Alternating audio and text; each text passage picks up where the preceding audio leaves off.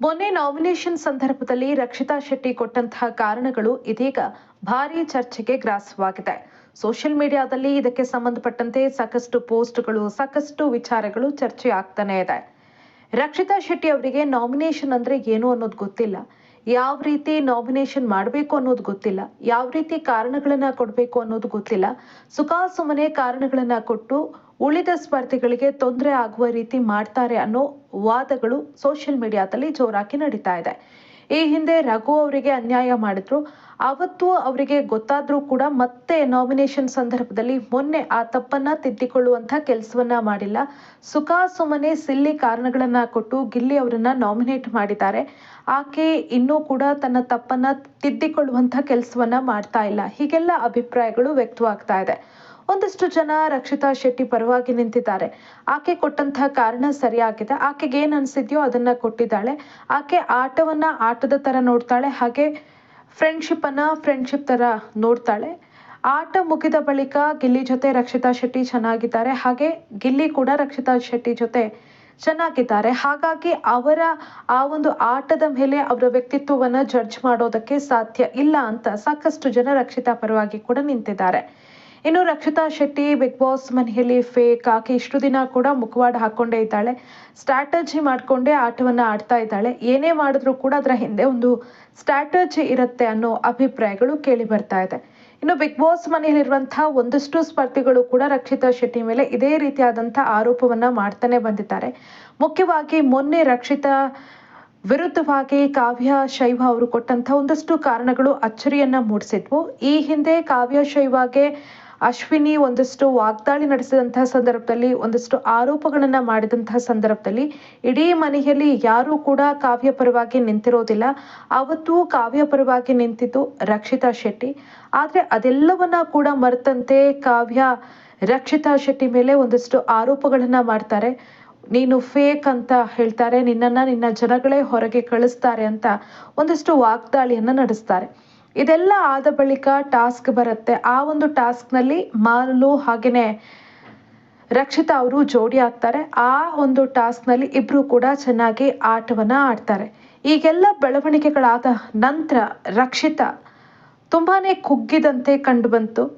ಮಾಳು ಅವರ ಜೊತೆ ಒಂದಷ್ಟು ವಿಚಾರಗಳನ್ನ ಅವರು ಹಂಚಿಕೊಂಡಿದ್ದಾರೆ. ತುಂಬಾನೇ ಬೇಜಾರಲ್ಲಿ ಮಾಳು ಜೊತೆ ಮಾತನಾಡಿದ್ದಾರೆ. ಮನೆಯಲ್ಲಿ ಒಂದಷ್ಟು ಜನ ತಮ್ಮ ಮೇಲೆ ಮಾಡ್ತಾ ಇರುವಂತಹ ಆರೋಪಗಳಿಗೆ ಸಂಬಂಧಪಟ್ಟಂತೆ ರಕ್ಷಿತಾ ಬೇಸರವನ್ನ ಹೊರಹಾಕಿದ್ದಾರೆ. ಲೈವ್ ಟೆಲಿಕಾಸ್ಟ್ ಏನಿದೆ ಅದರಲ್ಲಿ ಒಂದಷ್ಟು ಜನ ಗಮನಿಸಿರಬಹುದು. ತುಂಬಾನೇ ಬೇಜಾರಾಗಿ ರಕ್ಷಿತಾ ಶೆಟ್ಟಿ ಮಾಳು ನಿಪ್ನಾಳ್ ಜೊತೆ ಮಾತನಾಡಿದ್ದಾರೆ. ಮಾಳು ತುಂಬಾನೇ ಧೈರ್ಯವನ್ನ ತುಂಬಿದ್ದಾರೆ ರಕ್ಷಿತಾ ಶೆಟ್ಟಿಗೆ. ನೀನ್ ಏನು ಅನ್ನೋದು ನಿನಗ್ ಗೊತ್ತಿದೆ, ನೋಡ್ತಾ ಇರುವಂತಹ ಜನಕ್ಕೆ ಗೊತ್ತಿದೆ, ಹಾಗಾಗಿ ನೀನು ಕುಗ್ಗುವಂತ ಅವಶ್ಯಕತೆ ಇಲ್ಲ ಅಂತ ಧೈರ್ಯ ತುಂಬುವಂತ ಕೆಲಸವನ್ನ ಮಾಡಿದ್ದಾರೆ.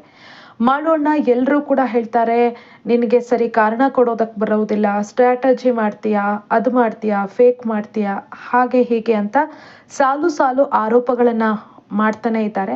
ಆದ್ರೆ ಮಾಳು ಅಣ್ಣ, ನನಗೆ ಮೋಸ ಮಾಡೋದಕ್ಕೆ ಬರೋದಿಲ್ಲ, ಸುಳ್ಳು ಹೇಳೋದಕ್ಕೆ ಬರೋದಿಲ್ಲ, ಸ್ಟ್ರಾಟಜಿ ಮಾಡೋದಕ್ಕೆ ಬರೋದಿಲ್ಲ. ನಾನು ಯಾವತ್ತೂ ಕೂಡ ಸ್ಟ್ರಾಟಜಿ ಮಾಡಿಕೊಂಡು ಬಿಗ್ ಬಾಸ್ ಮನೆಯಲ್ಲಿ ಆಟವನ್ನ ಆಡಿಲ್ಲ.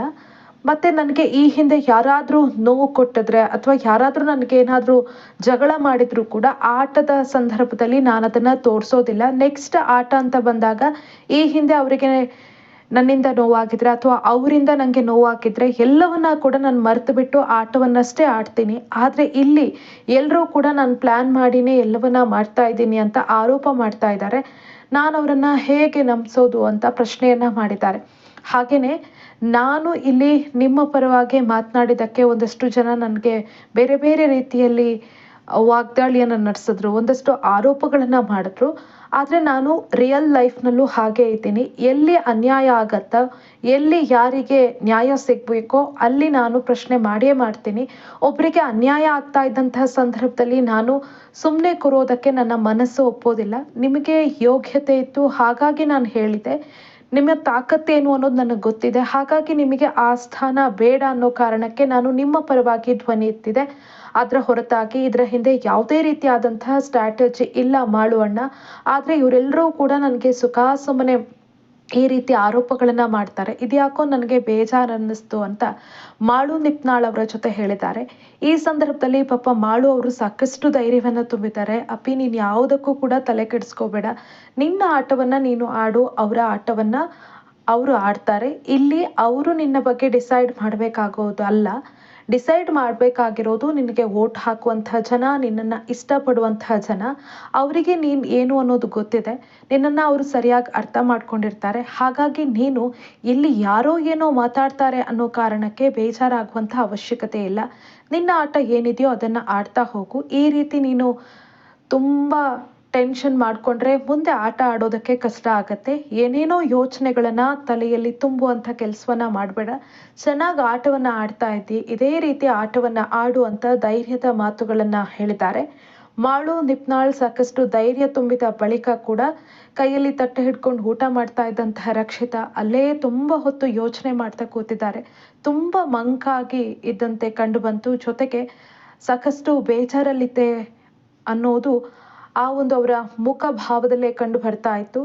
ಟೋಟಲಿ ನಿನ್ನೆ ಬಿಗ್ ಬಾಸ್ ಮನೇಲಿ ಆದಂಥ ಒಂದಷ್ಟು ಬದಲಾವಣೆಗಳು, ಇಷ್ಟು ದಿನ ಅವ್ರ ಮೇಲೆ ಬರ್ತಾ ಇದ್ದಂಥ ಆರೋಪಗಳು, ಇದ್ಯಾವುದಕ್ಕೂ ಕೂಡ ರಕ್ಷಿತಾ ಶೆಟ್ಟಿ ಎಲ್ಲೂ ಕೂಡ ಈ ರೀತಿ ಬೇಜಾರಿಂದ ರಿಯಾಕ್ಟ್ ಮಾಡ್ಕೊಂಡಿರಲಿಲ್ಲ. ಆದರೆ ನಿನ್ನೆ ಮಾಳು ನಿಪ್ನಾಳ್ ಅವರ ಬಳಿ ಎಲ್ಲವನ್ನ ಕೂಡ ಹೇಳ್ಕೊಂಡು ಮನಸ್ಸನ್ನ ಹಗುರ ಮಾಡ್ಕೊಂಡಿದ್ದಾರೆ.